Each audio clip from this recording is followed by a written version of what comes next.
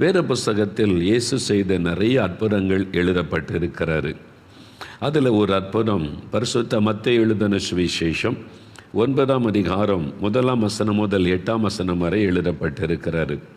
அதை நான் வேத புஸ்தகத்திலிருந்து உங்களுக்காக வாசிக்கிறேன். கவனமாக கேளுங்க. மத்தேயு 9ஆம் அதிகாரம் 1ஆம் வசனம் முதல் 8ஆம் வசனம் வரை.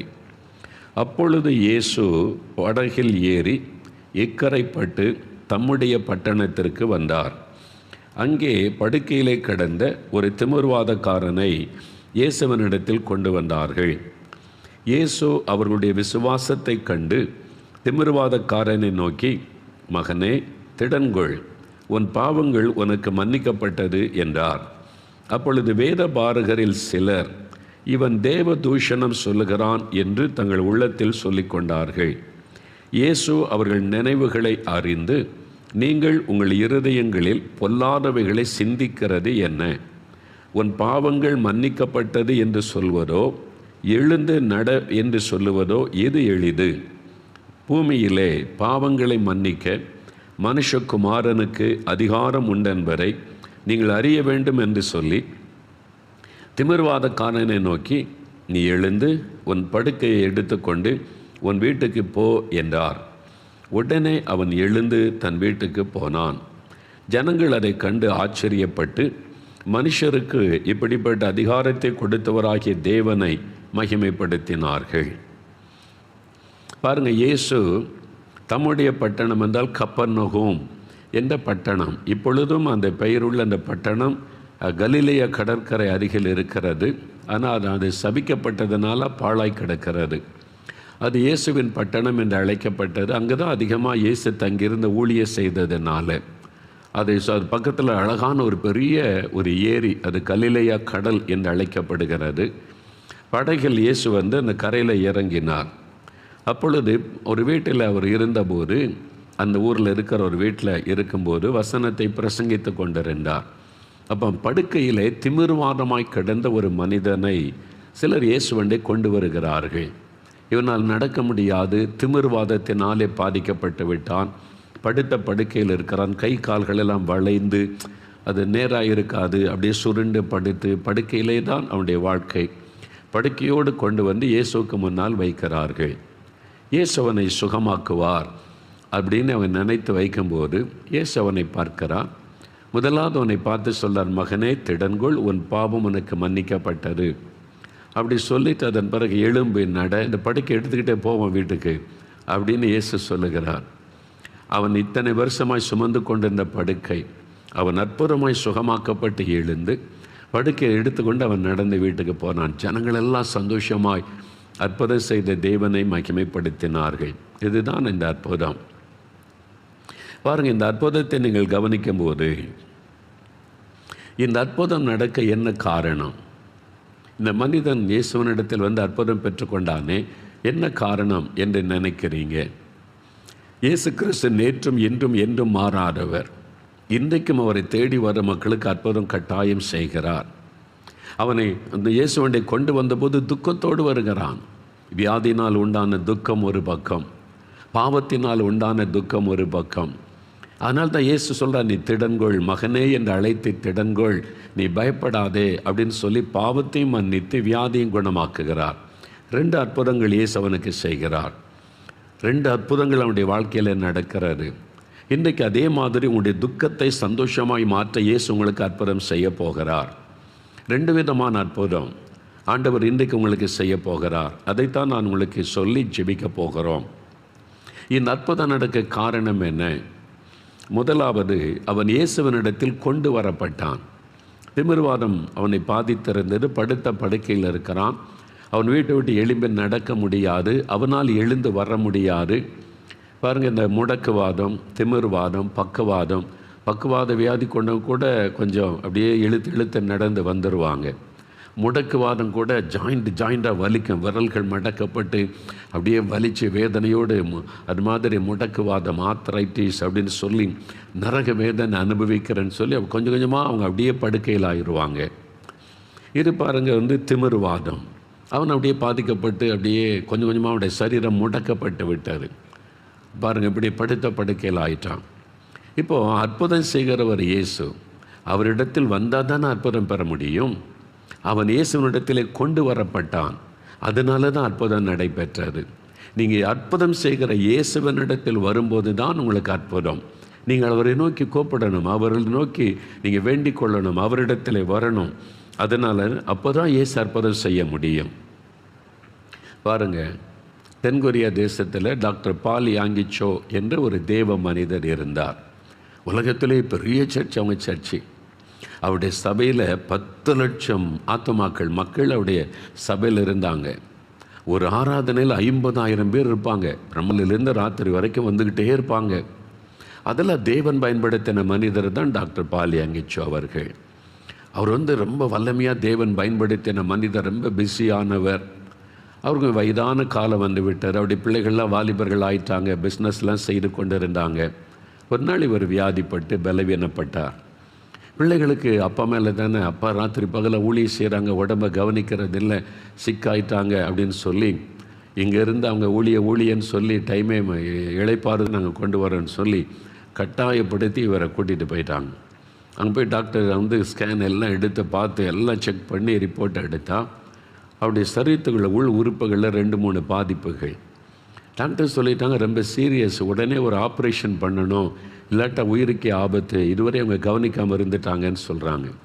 இவர் எப்பவுமே ஊழியம் செய்துக்கிட்டே இருக்கிறவராச்சு தான், அதனால் உடம்பை சரியாக கவனிக்கலை. இப்போ உடனே ஆப்ரேஷன் உடனே பண்ணணும், உடனே தேதி ஃபிக்ஸ் பண்ணணும் அப்படின்னு சொல்கிறாங்க. இவர் சொன்னார், உடனே என்னால் முடியாது, எனக்கு டைம் வேணும், நான் கொஞ்சம் டைம் யோசித்து சொல்கிறேன் அப்படின்னு சொல்லி.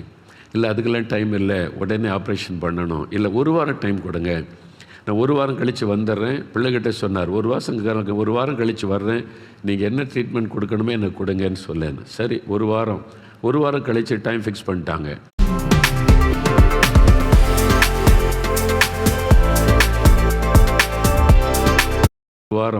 ஒரு வாரம் கழித்து டைம் ஃபிக்ஸ் பண்ணிட்டாங்க. இந்த நாளில் ஆப்ரேஷன். அவர் தென்கொரியா வந்துட்டார். தென்கொரியாவில் ஒரு ஜெபமலை, ப்ரேயர் மவுண்டன், அங்கே எப்பவுமே ஜெப சத்தம் கேட்டுக்கிட்டே இருக்கும். மக்கள் எப்பவுமே இரவும் பகலும் ஜெபித்துக்கிட்டே இருப்பாங்க. அங்கே நிறைய ரூம்ஸுகளாக இருக்கும். அதில் இவருக்கு ஒரு ரூம் இருக்குது, டாக்டர் பால் யாங்கிச்சோவுக்கு. அவர் அங்கே போய் மணிக்கணக்காக நாள் கணக்காலாம் உட்காந்து ஜெபம் பண்ணிக்கிட்டே இருப்பார். அந்த இடத்த நான் பார்த்துருக்கிறேன், அந்த ரூம் எல்லாம் பார்த்துருக்கிறேன். சின்ன ஒரு ப்ரேயர் ரூம். இவர் நேரம் அங்கே போனார். அங்கே தான் ஆண்டவர்கிட்ட போய் உட்காந்து ஜெபம் பண்ணுவார், பேசுவார். எல்லாமே ஆண்டவருடைய பாத்தில் உட்காந்து ஜெபம் பண்ண 3 நாள் நான் உபவாசம் பண்ணி ஜெபிக்கிறேன்னு காத்திருந்து ஆண்டவருடைய பாதத்தில் காத்திருந்து ஜெபம் பண்ணினார். ஆண்டவரே, எனக்கு இது பதில் தெரியணும், என்னையே நீங்கள் சுகமாக்கலை, நான் உங்கள் ஊழியம் தானே செய்கிறேன், ராத்திரி பகலில் உங்களுக்கு தானே ஊழியம் செய்து கொண்டே இருக்கிறேன், இந்த மாதிரி பாதிப்பு என் உடம்பில் வந்துட்டு நீங்கள் ஏன் என்னை சுகமாக்கலை அப்படின்னு கேட்டார். அப்போ இயேசு அவரை சந்தித்தார். இயேசு சொன்னாராம், நீ ஏன் என்கிட்ட கேட்கல, உனக்கு சுகம் வேணும்னு நீ கேட்கலையே, உடம்புல பிரச்சனை வந்துட்டு பாதிப்பு வந்துட்டு நீ என்கிட்ட கேட்டிருக்கணும்ல, கேளுங்கள் உங்களுக்கு கொடுக்கப்படும், நீங்கள் ஜெபத்தில் கேட்கிட்டா தானே பெற்றுக்கொள்ள முடியும் நான் சொல்லியிருக்கிறேன், அதைத்தானே நீ மற்றவங்களுக்கு பிரசங்கம் பண்ணுற, அப்போ நீ கேட்டிருக்கணும்ல. அப்போ தான் அவர் தன்னுடைய உணர்ந்தாராம், ஐயோ நான் கேட்க தவறு, இப்போ கேட்குறேன், எனக்கு சுகம் கொடுங்க, என் உள்ளுக்குள்ளே இதெல்லாம் பாதிக்கப்பட்டிருக்கு, ஆப்ரேஷன் பண்ணணுன்னு டாக்டர் சொல்கிறாங்க, நீங்கள் என்னை சுகமாக்கணும்னு சொல்லி ஜெபம் பண்ணினார். அவ்வளோதான். ஆண்டவர் ஒரே ஒரு தொடுதல், எல்லாம் சரியாயிட்டு போன்ட்டார் ஆண்டவர். பிள்ளைகள் கூட்டிகிட்டு போனாங்க. அடுத்த வாரம் அதே ஆஸ்பத்திரிக்கு ஜப்பானில் கொண்டு போய் அவர் போன போது ஆப்ரேஷனுக்கு எல்லாம் ஒழுங்கு பண்ணும்போது சொன்னார், இல்லை இன்னொரு முறை எனக்கு ஸ்கேன் எடுங்க, என்னென்ன ஸ்கேன் ரிப்போர்ட் முன்னால் எடுத்தீங்களோ அதெல்லாம் திருப்பி எடுங்கன்றார்.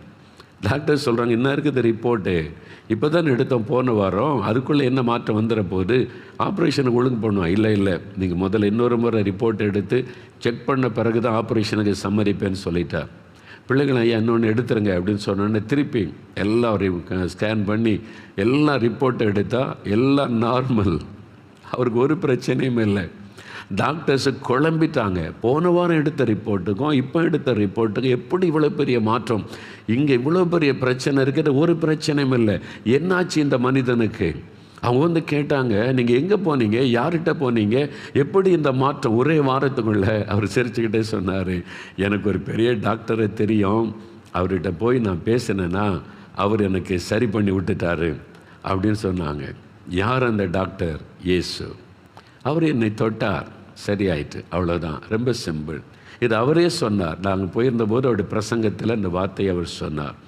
எனக்கு அன்பானவர்களே, பெரிய ஊழியக்காரனாக இருந்தால் கூட நம்ம போய் அவர்கிட்ட கேட்கணும். நீ கேளு, நான் உனக்கு பதில் தர்றேன், நீ கூப்பிடு, என்கிட்ட வா, அப்படி தான் ஆண்டவர் சொல்லுகிறார். அதனால் நீ இயேசு கிறிஸ்துக்கிட்ட வந்தவங்களுக்கு அவர் அற்புதம் செய்கிறார். இப்போ அவர் உங்களை தேடி உங்கள் வீட்டுக்கு வந்திருக்கிறார், உங்கள் பக்கத்தில் வந்திருக்கிறார். நீங்கள் அவரை நெருங்கி வரணும், அவரிடத்தில் வரணும். வியாதிப்பட்ட குழந்தைகளை கொண்டு வந்து அவருடைய பாதத்தில் வைக்கணும். வியாதிப்பட்ட உங்களுடைய கணவரை இயேசுவின் பாதத்துக்கு கொண்டு வரணும். வியாதிப்பட்ட மனைவி உங்களுடைய வீட்டில் என்ன பிரச்சனை அவருடைய சமூகத்தில் கொண்டு வரணும். இயேசுவே, இதுதான் எங்கள் பிரச்சனை, இதுதான் எங்களுடைய போராட்டம், இதுதான் எங்களுடைய கஷ்டம், ஆண்டவருடைய சமூகத்தில் நீங்கள் கொண்டு வந்தால் இயேசு அற்புதம் செய்வார். எங்களுக்கு இந்த கடன் பிரச்சனை இருக்குது, எனக்கு திருமண பிரச்சனை இருக்குது, வேலை இல்லாத பிரச்சனை இருக்குது, ஆண்டவர் எனக்கு கற்பத்தின் கனியில் ஆண்டவரிடத்தில் வரணும், அவரிடத்தில் சொல்லணும், அப்போ ஆண்டவர் அற்புதம் செய்வார். பாருங்கள், இந்த திமிர்வாதக்காரன் வீட்டில் இருக்க வரைக்கும் அற்புதம் இல்லை, அவன் இயேசுவண்டை கொண்டு வரப்பட்டான். நீங்கள் இன்றைக்கி இயேசுகிட்ட வந்திருக்கிறீங்க, அவர் உங்கள் பக்கத்தில் வந்திருக்கிறார். உங்களுடைய மனம் திறந்து அவர்கிட்ட சொல்ல போகிறீங்க, இயேசு உங்களுக்கு அற்புதம் செய்ய போகிறார். ரெண்டாவது, இந்த அற்புதம் நடக்க இன்னொரு காரணம் என்ன தெரியுமா? அந்த 2வது வசனம் பாருங்கள். அங்கே படுக்கையில் கிடந்த அந்த திமிர்வாதக்காரனை இயேசுவனிடத்தில் கொண்டு வந்தார்கள். இயேசு அவருடைய விசுவாசத்தை கண்டு, ஜீசஸ் saw their faith, அவருடைய விசுவாசத்தை கண்டு தான் இயேசு அற்புதம் செய்தார். அப்போ ரெண்டாவது, உங்களுக்குள்ள விசுவாசம் இருக்கணும், அப்போ தான் ஆண்டவர் அற்புதம் செய்வார். சிலர் சொல்லுவாங்க, இயேசு எனக்கு அற்புதம் செய்துட்டா நான் விசுவாசிக்கிறேன் ஐயா அப்படிம்பாங்க. ஆனால் இயேசு என்ன சொல்லுகிறார்? நீ விசுவாசித்தால் நான் உனக்கு அற்புதம் செய்வேன். முதலாவது விசுவாசம். எபிரேயர் 11ஆம் அதிகாரம் 6ஆம் வசனத்தில் பைபிளில் சொல்லியிருக்குது, விசுவாசம் இல்லாமல் தேவனுக்கு பிரியமாக இருப்பது கூடாத காரியம். தேவனிடத்தில் ஒரு மனிதன் வரும்போது அவர் உண்டு என்று விசுவாசிக்கணும்.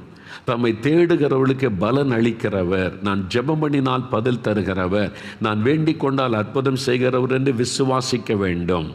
அப்போ அவங்களுக்கு அற்புதம் நடக்கும் என்று வேதம் சொல்லுகிறாரு.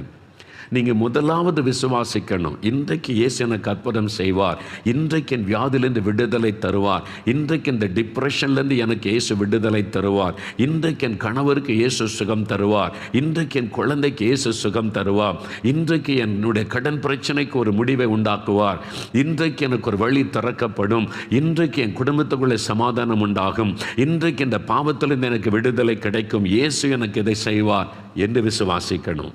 அவ்வளோதான். அவங்க இயேசுவை பற்றி அவங்களை கொண்டு வந்தவங்க கேள்விப்பட்டதுனால விசுவாசித்தாங்க. இப்போ பாருங்கள், இந்த சாட்சிகளை கேட்டிங்கள்ல, 3 சாட்சிகள், இதெல்லாம் அவங்க அனுபவித்தது, இப்போ நடந்தது. என்றைக்கோ 2000 வருஷத்துக்கு முன்னால் இல்லை, இப்போ சில மாதங்களுக்கு முன்பாக இயேசு அவங்களுக்கு அற்புதம் செய்ய உங்கள் மத்தியில் அவங்க வாழ்கிறாங்க. உங்கள் பக்கத்தில் இருக்க என்றைக்கோ இல்லை உள்ள கதையல்ல இது. அப்போ நடந்தது, அத்தனை வருஷத்துக்கு முன்னால் நடந்தது, கேள்விப்பட்டதில்லை. இப்போது உங்கள் கண் முன்னால் இவங்க வாழ்ந்து கொண்டு இருக்கிறாங்க. உங்கள் கண் முன்னால் அவங்க பார்த்தீங்கல்ல, 39 வருஷமாக பிறவிலேயே குறைபாடு சுகமாக்க முடியாது என்று மருத்துவம் சொல்லிவிட்டது. ஒரு சின்ன ஜபத்தில் இயேசு அற்புதம் செய்து இதை பார்த்தும் நீங்கள் விசுவாசிக்காவிட்டால் எப்படி அற்புதம் பெற முடியும்? அந்த சகோதரர் பாருங்க, என்னையே அவருக்கு பிடிக்காதுங்க, ஆனால் இயேசுவை விசுவாசித்து ஜெபிச்ச உடனே இயேசு அற்புதம் செய்துட்டார்ல. அப்போ நீங்கள் இயேசு எனக்கும் அற்புதம் செய்வார், என்னையும் தொடுவார், எனக்கும் விடுதலை தருவார் என்று விசுவாசிங்க. ஏன்னா அவர் உங்களை நேசிக்கிறார். இல்லைங்க, நான் கிறிஸ்தவனே இல்லைங்க, எனக்கு கூட இயேசு அற்புதம் செய்வாரா? இயேசு மதங்களுக்கெல்லாம் அப்பாற்பட்டவர். நீங்கள் நல்லா அறிந்து கொள்ளுங்கள், இயேசு மதங்களுக்கெல்லாம் அப்பாற்பட்டவர். அவர் ஒரு மதத்துக்குள்ளே அடக்குவது மனுஷங்க தான் பேசுகிறாங்க, இயேசு மதத்துக்குள்ளே அடங்க மாட்டார். அவர் மதத்தை பற்றி பேசவும் இல்லை, மதத்தை பரப்புங்கள் என்று சொல்லவும் இல்லை, அவர் மதத்தை குறித்து கொள்கைகளை சொல்லிக் கொடுக்கவும் இல்லை. நீங்கள் எந்த மதமாக இருக்கலாம், நீங்கள் எந்த இனமாக இருக்கலாம், நீங்கள் எந்த பாஷைக்காரராகவும் இருக்கலாம், இயேசு உங்களை நேசிக்கிறார். அப்படி பார்த்துருந்தா என்ன சுகமாக்கி இருக்கக்கூடாது? நான் இயேசுவையே கேவலமாக பேசினவன், இயேசுவையே திட்டினவன், எங்களுக்கு இயேசுக்கு சம்மந்தமே கிடையாது. ஆனால் நான் மரணப்படுக்கையில் சாக கிடந்த போது எங்கள் வீட்டுக்குள்ளே இயேசு வந்து என்னை தொட்டு குணமாக்கினார். நான் உயிரோடு இருக்க காரணம் இயேசு. இருதை வீங்கி வலது கால் செயலற்று சாக கிடந்தேன். இவங்க வீட்டுக்குள்ளே நாயா வரணும், இவங்க கிறிஸ்தவங்க கிடையாது, இவங்க வேணா என்னை தேடி சர்ச்சுக்கு வரட்டும், அங்கே வரட்டும்னு இயேசு சொல்லவில்லை. நம்ம எங்கே இருக்கிறோமோ அந்த இடத்துல இயேசு வந்து அற்புதம் செய்கிறவர். ஏனென்றால் அவர் கடவுள், அவர் எல்லாரையும் நேசிக்கிறவர், அந்த மனுஷனுடைய கட்டுப்பாடுகளுக்கெல்லாம் தாண்டினவர். அவர் ஒரு எல்லைக்குள்ளே அடக்கி வைக்க முடியாது. இல்லை இந்த நேரம் சரியில்லை, உங்களுக்கு ஜாதகம் சரியில்லை, உங்களுடைய ராசி சரியில்லை, உங்களுக்கு இது சரி ஒன்று இதுக்கெல்லாம் அப்பாற்பட்டவர் இயேசு. என்ன வேணாலும் சொல்லட்டும், நேரம் சரியில்லை, ராசி சரியில்லை, கெட்ட காலம் சொல்ல, எந்த காலத்தில் அற்புதம் செய்கிறவர் இயேசு. அவர்தான் கடவுள். அதைத்தான் நான் உங்களுக்கு சொல்லுகிறேன். நீங்கள் விசுவாசிங்க. நீங்கள் விசுவாசித்தா இன்றைக்கு நீங்கள் இருக்கிற இடத்துல உங்களுக்கு அற்புதம் செய்வார். நீங்கள் சூழ்நிலைகளெல்லாம் பார்க்காதங்க. இன்றைக்கு இயேசு உங்களை சந்தித்து கொண்டு இருக்கிறார். உங்களுக்கு அற்புதம் செய்ய அவர் விருப்பத்தோடு வந்திருக்கிறார். நீங்கள் விசுவாசித்தால் உங்களுக்கு அற்புதம் நடக்கும். நீங்கள் விசுவாசிக்கணும். நான் பாருங்க, ஒரு சமய சந்தால் மக்கள் மத்தியில் பீகாரில் ஒரு இன மக்கள் இருக்காங்க, சந்தால் இன மக்கள், குரூப் ஆஃப் பீப்புள். ஒவ்வொரு இன மக்களுக்கு ஒரு பேர் இருக்குல்ல, அது மாதிரி சந்தால் இன மக்கள், ஆதிவாசிகள் நிறைய அவங்க அங்கே வசிக்கிறாங்க. மத்தியில் 3 நாள் கூட்டத்துக்கு மிஷினரிகள் அழைத்திருந்ததுனால போயிருந்தேன். ஆயிரக்கணக்கான பேர் பந்தலில் கூடி இருக்கிறாங்க. நான் பிரசங்கம் பண்ணுறேன். அவங்களுடைய சந்தாலி மொழியில் ஒரு மிஷினரி மொழிபெயர்த்து கொண்டே இருக்கிறார். நான் பாதி பிரசங்கம் பண்ணிக்கிட்டே இருக்கிறேன். திடீர்னு ஒரு ஆளை தூக்கிட்டு வர்றாங்க. 4-5 பேர் சேர்ந்து ஒரு ஆளை தூக்கி கொண்டு வர்றாங்க. கூட்டம் நடந்துக்கிட்டே இருக்குது. அப்படியே முன்னால் வந்து இப்படி என் பக்கத்தில் நிற்கிறாங்க. அப்படியே பேசுகிறாங்க ஏதோ அவங்க மொழியில். எனக்கு அவங்க லாங்குவேஜ் புரியலை. அவங்க வந்து பிரசங்க நேரத்தில் இப்படி தமிழ்நாட்டில் இடைஞ்சல் பண்ண மாட்டாங்க, விட மாட்டாங்க. அவங்க வந்து ஏதோ பேசுகிறாங்க. அப்போ நான் பிரசங்கத்தை நிறுத்திட்டு அந்த மிஷினரிகிட்ட என்ன பிரதர்னு விசாரிக்க சொன்னேன். இவரால் நடக்க முடியாது, கால் கைகளாக செயலற்று வாதத்தினால் படுக்கையில், வீட்டிலேயே படுக்கையில் சில வருஷமாக இருந்தார். இவங்கெல்லாம் வந்து இயேசு கிறிஸ்துகிட்ட கூட்டிகிட்டு போனால் சுகமாயிருன்னு சொல்லி, நீங்கள் ஊழியக்காரர் ஒருத்தர் வந்திருக்கிறாரு, இயேசுவை பற்றி சொல்கிறாரு, அங்கே போனால் சுகமாயிருன்னு சொன்னால் இவரால் நடக்க முடியலை. இவங்க தூக்கிட்டு வந்துட்டாங்க வீட்டில் இருந்து. அவர் தூக்கி கொண்டு வந்து வச்சு நிற்கிறாங்க. அவர் அப்படியே செயலற்று கிடக்கிறார், கை கால்கள் செயலற்று. அவர் சொன்னார், பிரதர் ஒரு ஜெபம் பண்ணிடுங்க, அப்போ தான் அவங்க போவாங்கன்னு சொன்னாங்க. என்ன பிரசங்கம் பண்ணிக்கிட்டு இருக்கும்போதே பிரசங்கம் முடிச்சு தான் வியாதிஸ்தரை ஜெபிப்போம். சரி அப்படின்னு சொல்லி உடனே கை வைத்து இயேசுவின் நாமத்தில் அவர் சுகம் அடையட்டும் அப்படின்னு சொல்லி சுருக்கமாக ஒரு சின்ன ஜெபம் தான் பண்ணேன். என்ன பிரசங்கத்தை டிஸ்டர்ப் பண்ணுற மாதிரி நான் நினைத்தது. ஆனால் ஒரு ஜெபம் பண்ணோன்னே அவர் தூக்கி கொண்டு போய் ஒரு ஓரத்தில் படுக்க வச்சுட்டாங்க. அவ்வளோதான்.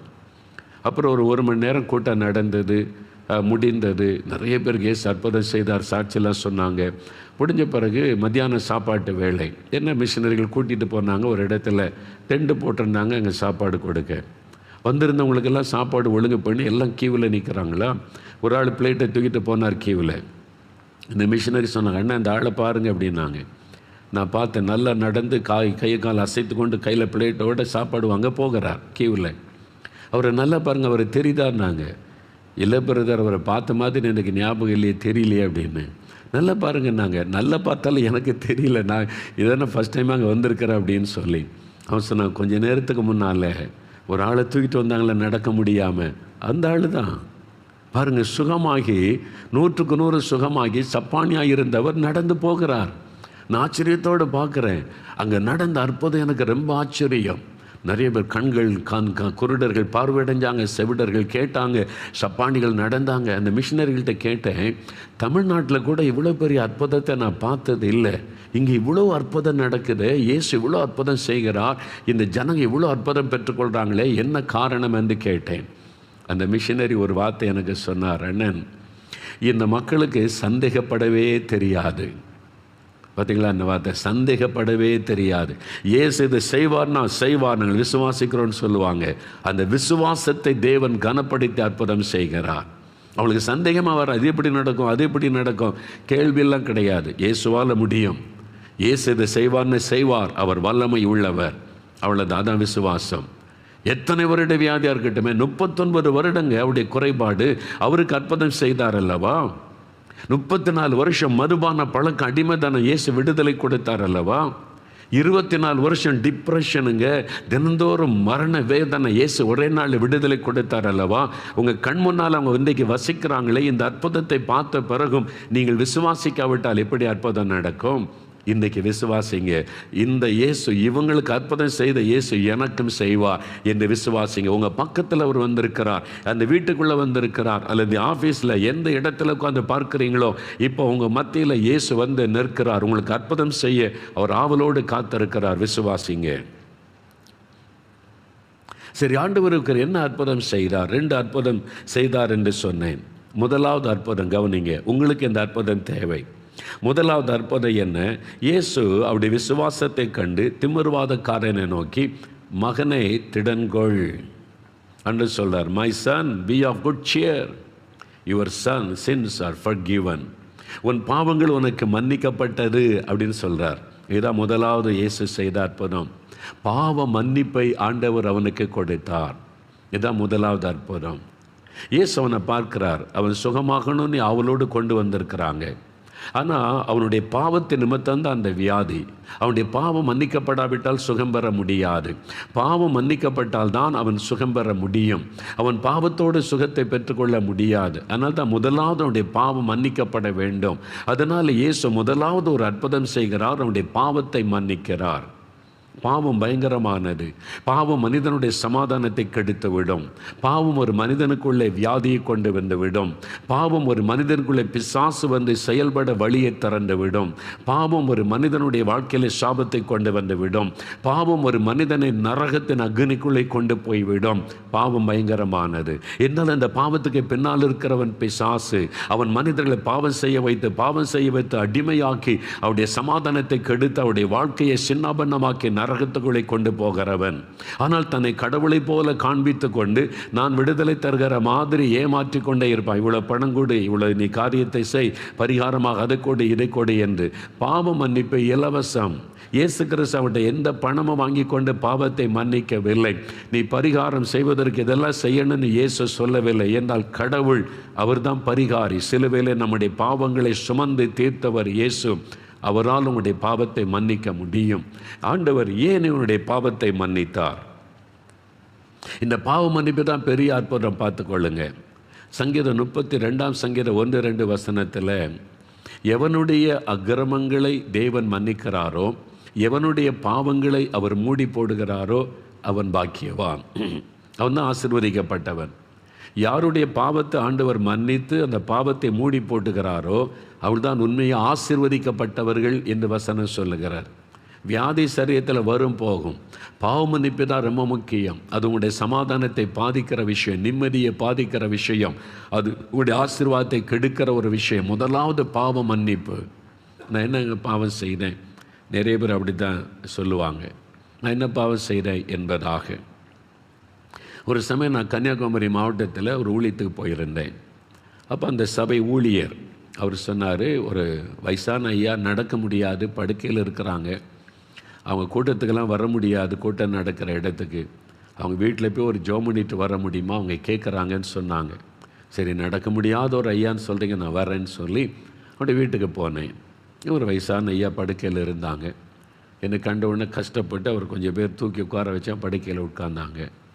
அப்போ அவங்களோட பார்த்தபோது அவங்களுக்கு நான் என்ன சொல்லணும் ஆண்டவரேன்னு ஜெபம் பண்ணினேன். அப்போ இந்த மத்தேயு 9 அதிகாரம் இப்போ வாசித்தல அந்த பகுதியை வாசின்னு சொன்னார்.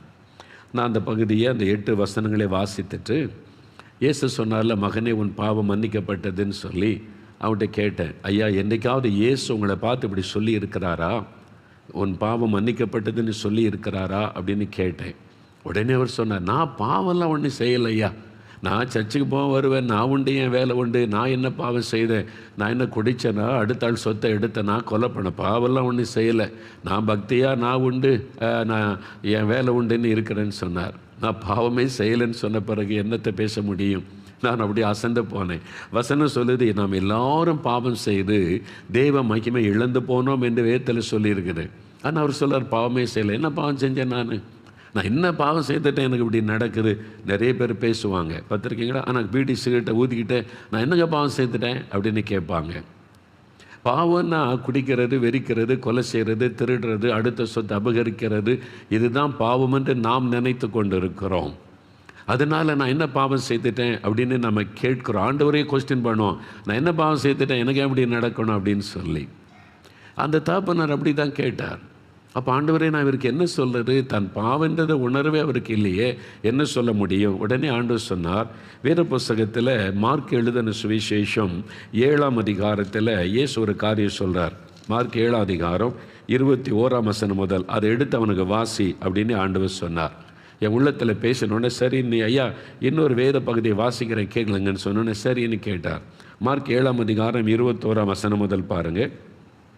எப்படி எனில், மனுஷருடைய இருதயத்துக்குள்ளிருந்து பொல்லாத சிந்தனைகளும் விபச்சாரங்களும் வேசித்தனங்களும் கொலை பாதகங்களும் களவுகளும் பொருளாசைகளும் துஷ்டத்தனங்களும் கபடும் காமவிகாரமும் வன்கண்ணும் தூஷணமும் பெருமையும் மதிகேடும் புறப்பட்டு வரும். பொல்லாங்கானவைகளாகிய இவைகளெல்லாம் உள்ளத்திலிருந்து புறப்பட்டு மனுஷனை தீட்டுப்படுத்தும் என்று இயேசு சொன்னார். இருதயத்தை தீட்டுப்படுத்துகிற விஷயம் நம்ம நினைக்கிறோம். பாவனை கொலை பண்ணுறது, அடிக்கிறது, அடுத்த சொத்தை எடுக்கிறது, நான் உண்டு என் வேலை உண்டு தானே இருக்கிறேன். ஆண்டவர் சொல்கிற மனுஷனுடைய இருதயத்துக்குள்ள இந்த பொல்லாத சிந்தனை, விபச்சாரம், வேசித்தனம், இச்சைகள், கோபங்கள், எரிச்சல்கள், வைராக்கியங்கள், பகைகள், அடுத்தவங்களை பற்றி புறங்கூறுவது, இந்த பாவனை இருக்குல்ல. இதை வாசித்த உடனே அவர் பார்த்து சொன்னார், ஐயா இதில் இயேசு சொல்கிறார், இதில் ஒரு பாவம் கூட உங்கள்கிட்ட இல்லையா? நான் பாவிதான் ஐயா, எனக்குள்ள இந்த பாவம்லாம் இருக்குது. அப்போ இயேசு சொல்கிறார், மனிதனுடைய இருதயத்தை தீட்டுப்படுத்தக்கூடிய பாவங்கள் இருதயத்துக்குள்ளேருந்து வருகிறது. அப்போ அவர் ஒத்துக்கொண்டார். இதில் அப்போ இயேசு கிறிஸ்துகிட்ட சொல்லுங்கள், என் பாவத்தை மன்னிங்க, இயேசுவே உங்கள் ரத்தத்தினால் என் இருதயத்தை கழுவுங்கன்னு கேளுங்க, இயேசுடைய பாவத்தை மன்னிப்பான்னு சொன்ன உடனே உண்மையாய் அவர் ஜெபம் பண்ணினார்.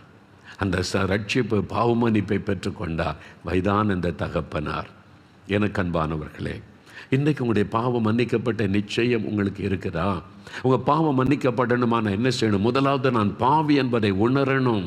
இந்த மனுஷன் பாவரிக்கையே பண்ணலையே, இயேசு பாவத்தை மன்னிச்சாரே அப்படின்னு நினைக்கிறீங்களா? அவன் பாவத்தை உணர்ந்தான். அதனால தான் பாருங்கள், இயேசுகிட்ட கொண்டு வரும்போது அவனை பார்த்து, உன் பாவத்து மகனை திடன்கொள் என்று சொல்ல காரணம் என்ன தெரியுமா? அவனுக்கு தெரியும், நான் செய்த பாவத்தினால் தான் எனக்கு இந்த வியாதி, என் பாவத்தினால நான் முடக்கப்பட்டு விட்டேன். இப்போ அவனுக்குள்ள தன் பாவத்துக்கு உணர்வு அவனுக்கு இருக்கிறது. அதே சமயத்தில் பயம், இயேசு என் பாவத்தை மன்னிப்பாரா?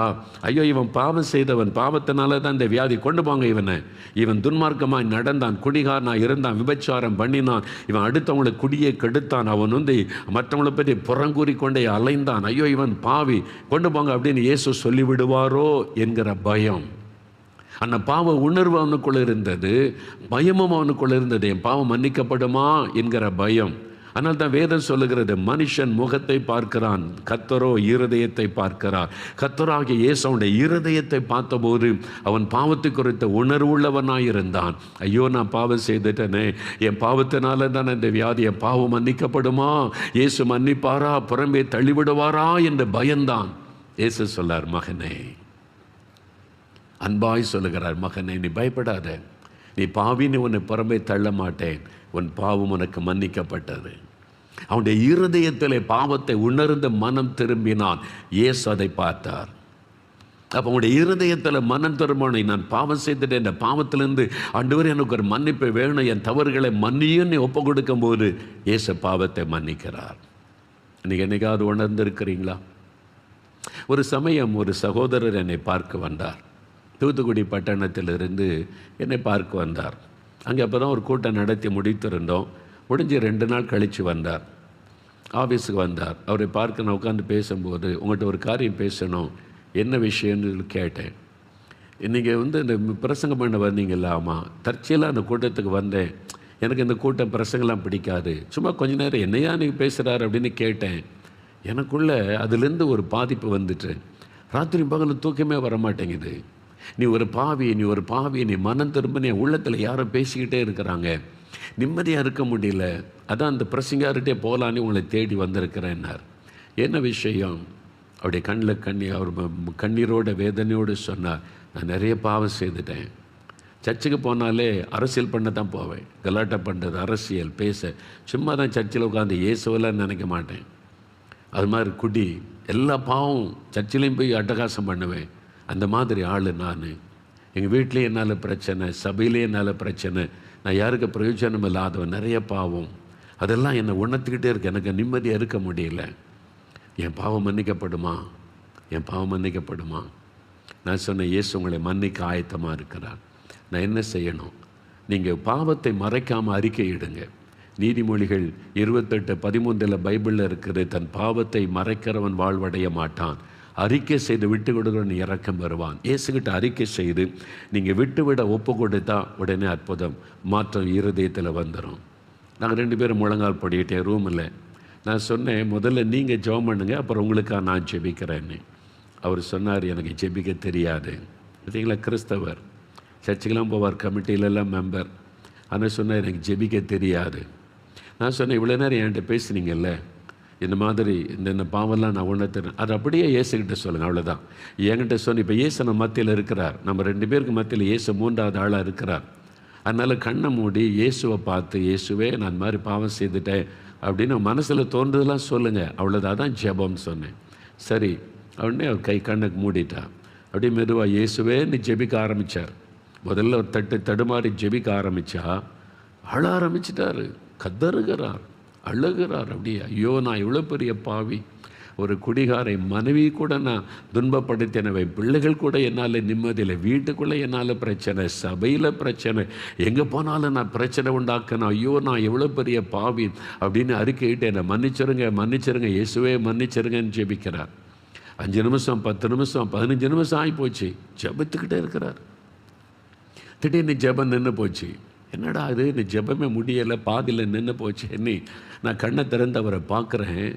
அப்படியே கண்ணில் தாரை தாரையாய் வடிந்த சட்டெல்லாம் கண்ணீர்னால் நனைஞ்சிருக்கு. அவர் நான் பார்த்த உடனே சொல்கிறாரு, அதாவது வெளியே சொல்ல முடியாத பாவம், என் அந்தரங்க வாழ்க்கையில் நான் செய்கிற பாவத்தை ஆண்டவர் எனக்கு உணர்த்துகிறார். இந்த பாவத்தெல்லாம் செய்தல்ல, நீ அது வெளியே சொல்ல முடியாது, என் நாவினால் சொல்ல முடியாது. நான் சொன்னேன், உங்கள் பாவம் எனக்கு தெரிய வேண்டிய அவசியம் இல்லை, எந்த மனுஷனுக்கும் தெரிய வேண்டாம். மனதுக்குள்ளேயே ஜெபம் பண்ணுங்க, வெளியே சொல்ல வேண்டாம். இருதயத்திலேயே இயேசுவே நான் இந்த பாவத்தை செய்தேன், ஒத்துக்கொள்ளுங்க, அறிக்கையிடுங்கன்னு சொன்னேன். சரி நின்று திருப்பி அழுதார். சத்தமே இல்லை, ஆனால் அழுக சத்தம் வந்தார். தன் பாவத்தை எல்லாம் அறிக்கையிட்டு அழுதார். 1/2 மணி நேரம் ஜெபித்திருக்கிறார். ஜெபம் பண்ணவே தெரியாதுன்னவர் 1/2 மணி நேரம் தன் இருதயத்தில் இருந்து எல்லாத்தையும் ஆண்டவர்கிட்ட கொட்டி விட்டார். அதன் பிறகு நான் ஜெபம் பண்ணி முடித்தேன். எழும்பும்போது பாருங்கள், புது மனிதன், முகரூபமே மாறிவிட்டது, முகம் மலர்ந்து சந்தோஷம். அவர் சொல்கிறார், அவ்வளோ சந்தோஷம், என் பாரமெல்லாம் போய்விட்டது, அந்த பாவத்தின் பாரம் போய்விட்டது, ஒரு குழந்தையனுடைய இருதயம் போல மாறிவிட்டது, எனக்கு அவ்வளோ சந்தோஷம். அதுதான் இயேசு. இந்த பாவம் மன்னிப்பையும் பாவத்திலிருந்து விடுதலையை இயேசு மாத்திரம்தான் தர முடியும். நான் அடித்த ஏனன்னு தெரியுமா, நம்முடைய பாவத்துக்காக சிலுவையிலே பரிகாரமாக தன் இரத்தத்தை சிந்தி பாவ மன்னிப்பை உண்டாக்கினவர் இயேசு மாத்திரம்தான். ரத்தம் சிந்ததில் இல்லாமல் பாவ மன்னிப்பு உண்டாகாது என்பதை எல்லா வேதங்களும் ஒத்துக்கொள்ளுகிறது. அப்போ இயேசு கிறிஸ்துவின் ரத்தம் நம்முடைய பாவங்களை, சகல பாவங்களை நீக்கி சுத்திகரிக்க வல்லமை உள்ளது. அவர் தான் நமக்கு ரத்தத்தை சிந்தினார். அந்த பாவம் மன்னிக்கப்பட்டு விட்டால் இனம் புரியாத சந்தோஷம், சமாதானம் உள்ளத்தில் வரும் பாருங்க. அவர் சொன்னார் பார்த்தீங்களா, வானத்தை தொடர மாதிரி சந்தோஷம். இது அனுபவம், இது எக்ஸ்பீரியன்ஸுங்க, சும்மா சொல்லுவதல்ல. என்றைக்கோ நடந்துச்சா, அப்போ நடந்துச்சு, அவங்க சொன்னாங்க, இவங்க எழுதி வச்சுருக்காங்கல்ல, இப்போ அனுபவிக்கிற சந்தோஷம் உங்களுக்கு இன்றைக்கே தருவார். இயேசுவே என் பாவத்தை மன்னிச்சிருங்க. என் இருதயத்தில் பெருமை, பொறாமை, எரிச்சல், பண ஆசை, கண்களின் நிச்சை, மாமிசத்து நிச்சை, ரகசிய பாவங்கள், ஐயோ என்னை தீட்டுப்படுத்துகிற எத்தனையோ பாவங்கள், உங்களுடைய ரத்தத்தினாலே என்னை கழுவி பரிசுத்தப்படுத்துங்க ஐயா. அறிக்கையிட்டுடலாம் ஐயா, ஒப்பு கொடுத்துடலாம். நான் 15 வருஷம் 20 வருஷம் செய்துக்கிட்டே இருக்கேன்னு அதை விட முடியுமா? இயேசு விடுதலை தருவார். யோவான் 8:36 இயேசு கிறிஸ்து உங்களை விடுதலையாக்கினால் மெய்யாகவே விடுதலையாவீங்க. இயேசு உங்களுக்கு விடுதலை நீங்கள் விட வேண்டாம். பாவத்தை அறிக்கை செய்து ஒப்பு கொடுங்க, விடுதலை வேணும்னு கேளுங்க, இயேசு விடுதலை கூட தருவார். அவங்க சொன்னாங்கல்ல, ஐயா 34 வருஷமாக குடிகாரன், இயேசு தொட்டார், அதன் பிறகு மதுபானை சிந்தையே வரலையே மாற்றம். அந்த பாருங்க, ஒரு கசக்கி எதையோ வாயில் போட்டுக்கொண்டே இருந்தார். இயேசு ஒரே நாள் தொட்ட பிறகு அந்த சிந்தனையே வரலையே, அந்த மாற்றம். அதுதான் இயேசு செய்கிற அற்புதம். அவர் செய்கிற மிகப்பெரிய அற்புதம் மனிதனை பாவத்திலிருந்து விடுதலையாக்குவது. இன்றைக்கு உங்களுக்கு பாவ மன்னிப்பை தேவை, விடுதலை தேவை. முதலாவது அற்புதம். 2வது இயேசு செய்த அற்புதம் பாருங்க, 6வது 7வது வசனம் பாருங்க. இயேசு சொல்கிறார், பூமியிலே பாவங்களை மன்னிக்க மனுஷகுமாரனாகிய இயேசுவுக்கு அதிகாரம் உண்டு என்பதை நீங்கள் அறிய வேண்டும் என்று சொல்லி திமிர்வாதக்காரனை நோக்கி, நீ எழுந்து உன் படுக்கை எடுத்துக்கொண்டு நீ போ, உன் வீட்டுக்கு போ என்றார். உடனே அவன் எழுந்து தன் வீட்டுக்கு போனான். உடனே, இம்மீடியட்லி. இன்றைக்கு உடனே, இப்போவே உங்களுக்கு அற்புதம் நடக்கும். இப்போவே உங்கள் வீட்டில் நீங்கள் இருக்கிற இடத்துல நீங்கள் அந்த அனுபவத்தை பெறுவீங்க. இப்பொழுதே நோய் மாறும். எத்தனை வருட வியாதியாக இருந்தாலும் இப்பொழுதே உங்களுடைய காது கேட்கும். இப்பொழுதே உங்களுடைய கண்கள் திறக்கப்படும். இப்பொழுதே கட்டிகள் மறையும். இப்பொழுதே உங்களுடைய வாத வியாதிகள் மறையும். இப்பொழுதே உங்களுடைய கால்கள் செயல்பட ஆரம்பிக்கும். இப்பொழுதே பாதிக்கப்பட்ட உறுப்புகள் புதிதாய் மாறும். இப்பொழுது இதே நேரம், இப்போ நம்ம ஜெபிக்க போகிறோம், அற்புதம் நடக்க போகிறது. ஆனால் நீங்கள் விசுவாசிக்கணும். ஒரு சமயம் ஒரு கிராமம், திருநெல்வேலிக்கு பக்கத்தில் ஒரு கிராமத்தில் ஒரு சகோதரி, அவங்க வாத வியாதியினால் பாதிக்கப்பட்டு நடக்க முடியாமல் ஆயிட்டாங்க. இதே மாதிரி இந்த சகோதரன் மாதிரி படுக்கையில் ஆயிட்டாங்க. படுக்கை தான் எல்லாமே, படுக்கையிலே இருக்கிறாங்க. யாராவது ஹெல்ப் பண்ணி தான் தூக்கணும், எல்லாமே செய்யணும். அது சொன்ன 4 மாவட்டியில் ஒவ்வொரு கடைசி சனிக்கிழமை திறப்பின் வாசல் ஜெபம் நடைபெறும். தேசத்துக்காக ஜெபிப்போம். கடைசியில் வந்திருக்கிறவங்க சுகம் விடுதலைக்காக ஜெபம் பண்ணுவோம். நிறைய பேரை இயேசு சுகமாக்குகிறார். அதை அறிந்ததுனால அவங்க சொன்னாங்க, என்னை இந்த திறப்பின் வாசல் ஜெபத்துக்கு கூட்டிகிட்டு போங்க, எனக்கு இயேசு சுகம் தருவார், அங்கே போய் ஜெபம் பண்ணால் இயேசு சுகம் தந்துடுவார். அது அவங்களுடைய விசுவாசம். சரி, ஆசைப்படுற ஆளே கொண்டு போயிடுவோன்னு சொல்லி கார் பிடித்து வாடகைக்கு, ரொம்ப தூரம், திருநெல்வேலியிலேருந்து இருக்கும் தூரம் போனோம். ஒரு 2-3 மணி நேரம் பிரயாணம். 4 மாவடிக்கு வரணும்னா 2-3 மணி நேரம் பிரயாணப்பட்டு வரணும். ஒரு கார் வாடகைக்கு அமர்த்தி அந்த வீட்டில் கூட தூக்கி பின் சீட்டில் படுக்க வச்சு கொண்டு வந்துட்டாங்க. இங்கேயும் தூக்கி கொண்டு வந்து தேவனுடைய அந்த சமூகத்தில் படுக்க வச்சுட்டாங்க. படுக்க வச்சுட்டு அவங்களும் குடும்பத்தாரும் ஜெபிச்சாங்க. ஜெபத்தில் எல்லாம் பங்கு பெற்றாங்க. வியாதிஸ்தர்காக ஜெபிக்கும் போது அவங்களும் ஜெபித்தாங்க எல்லாமே. அப்போ தன் பிறகு கூட்டம் முடிந்தது. எல்லாருக்கும் நான் ஜெபிக்கும் போது என்கிட்டையும் கொஞ்சம் கூட்டிகிட்டு போனாங்க. நானும் கை வைத்து ஜெபம் பண்ணினேன். அவ்வளோதான், ஒரு மாற்றமும் நடக்கலை. அவங்க எழும்பவும் இல்லை, நடக்கவும் இல்லை. ஆனால் அவங்க ஆண்டவரே, நான் திரும்ப வீட்டுக்குள்ளே வரும்போது நடந்து தான் வரணும், அப்படி தான் ஜெபிச்சுட்டு வந்திருக்கிறாங்க. 4 மாடிக்கு என்னை கொண்டு போகிறாங்க ஜெபத்துக்கு, உங்களுடைய சமூகத்துக்கு நான் வர்றேன், நான் திரும்பி இந்த வீட்டுக்குள்ளே நடந்து தான் வரணும். இப்போ என்னை தூக்கிட்டு போகிறாங்க, நடந்து தான் வரணும். அதான் அவங்களுடைய விசுவாசம். ஆனால் நான் கூட்டத்தில் ஜெபிச்சாங்க, ஒரு அற்புத மாற்றம் உண்டாகலை. நான் அவங்களுக்கு கை வைத்து ஜெபம் பண்ணேன், ஒன்றும் நடக்கலை. காருக்குள்ளே தூக்கி கொண்டு போய் வச்சு, சரி ஆசைப்பட்டபடி ஜெபத்தை கூட்டிகிட்டு வந்துட்டோன்னு சொல்லி குடும்பத்தாரெல்லாம் திருப்பி கொண்டு போனாங்க. திருப்பி 2-3 மணி நேரம் ட்ராவல் பண்ணி அவங்க வீட்டுக்கு முன்னால் கார் நின்றார். அவங்கெல்லாம் கதவை திறந்து இவங்கள தூக்க போனால் காரை விட்டு தானாக இறங்கி நடந்து வீட்டுக்குள்ளே போகிறாங்க. எல்லாம் ஆச்சரியமாக பார்க்குறாங்க. என்ன ஆச்சு, நடந்து போகிறாளே, நடந்துட்டாளேன்னு கேட்டால், ஆமாம் நான் நடந்துட்டேன், இயேசு சுகமாக்கிட்டாரு. எந்த நேரம் எப்படி இயேசு அற்புதம் செய்வார் ஒருத்தரும் கணிக்க முடியாது. அப்போ அவங்க அற்புதமாக சாட்சி சொன்னாங்க. அவங்களுடைய விசுவாசம் என்ன, என்னை வீட்டிலேருந்து தூக்கிக்கிட்டு தான் கூட்டத்துக்கு கொண்டு போகிறாங்க, ஆனால் நான் வீட்டுக்குள்ளே வரும்போது நடந்து வரணும். அதான் அவங்களுடைய ஜெபம், அதான் அவங்களுடைய விசுவாசம். தேவன் அந்த விசுவாசத்தை கனப்படுத்தின. அதனால தான் இங்கே ஜெபிக்கிற சமயத்தில் ஒரு மாற்றத்தை பார்க்க முடியல, நான் கை வைத்து ஜெபிக்கும் ஒரு மாற்றத்தை பார்க்க முடியல. ஆனால் இயேசுடைய விசுவாசத்தை கனப்படுத்தி வீட்டுக்கு முன்னால் கார் நின்ற உடனே எழும்ப முடிந்தது, நடந்தால் நடக்க முடிந்தது. வீட்டுக்குள்ளே போனாங்க. இயேசு அற்புதமாய் சுகமாக்கி விட்டார். விசுவாசம். நீங்கள் எப்படி விசுவாசிக்கிறீங்களோ அப்படி ஆண்டவர் அற்புதம் செய்வார். இன்றைக்கு எனக்கு அற்புதம் நடக்கும், இப்போ தொடும்போது இயேசு எனக்கு விடுதலை தருவார், கட்டிகள் மறையும், இந்த வாத வியாதி மாறும், நடக்க முடியாத நான் எழும்பி நடப்பேன், என் குழந்தை நடக்கும். விசுவாசித்தால் அற்புதத்தை காண்பீங்க. இன்றைக்கு செய்வார். ஒரு சமயம் கன்னியாகுமரி மாவட்டத்தில் ஒரு ஊருக்கு ஊழியத்துக்கு போயிருந்தேன். செம்பன் விளை அப்படின்னு ஒரு இடம் இருக்குது. அநேக வருஷத்துக்கு முன்னால் ஊழியத்துக்கு போயிருந்தேன். அப்போ அந்த கூட்டத்தில் ஒரு சகோதரி, இது ஒரு நிறைய கூட்டமாக அவங்கள பார்க்கணுன்னாங்க. அந்த சகோதரி கூட்டத்தில் சரி வாங்கன்னு ஒரு குழந்தைய கூட்டின்னு வந்தாங்க. அந்த குழந்தைய கூட வந்து, இந்த குழந்தைய உங்களை காட்டுறதுக்கு தாயா நான் கூட்டிகிட்டு வந்தேன்னாங்க. அப்படியா, என்ன விசேஷம் இந்த குழந்தையில்?